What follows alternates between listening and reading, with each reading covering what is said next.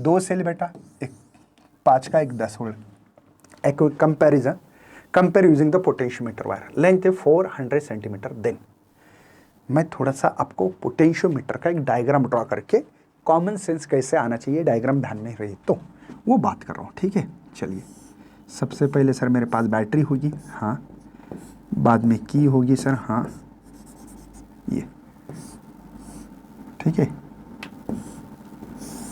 ये देखो ये वायर 1 2 3 एक, राइट। ऐसा डायग्राम होता है, पता है आपको, ये की हायर लोअर पोटेंशियल।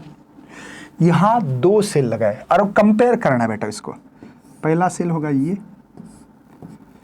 इसको E1 बोलेंगे, और दूसरा सेल ये हायर लोअर E2।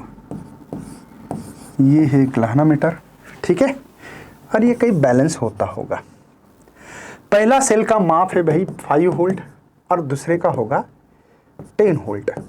अब इनको मुझे बैलेंस करना है, मतलब ये जो बैटरी है ना बेटा, इन दोनों से बड़ी होनी चाहिए।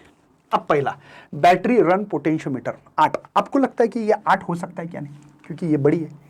ये दोनों का कॉम्बिनेशन भी से बड़ी बैटरी होनी चाहिए, मतलब 5 और 10 15 से भी बड़ी होनी चाहिए, ठीक है। यहां समय डिफरेंस मेथड नहीं कर रहे, लेकिन इन कम से कम इन 10 से बड़ी होनी चाहिए। चलिए, ये तो पॉसिबल नहीं सर, यहां पे 8 वोल्ट नहीं चलेगा, छोटी नहीं चाहिए, बड़ी चाहिए।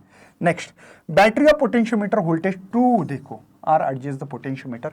ये मुझे आंसर लग रहा है बच्चों, यही होगा। First portion 50 centimetre wire self should be the potentiometer drop 10 volt.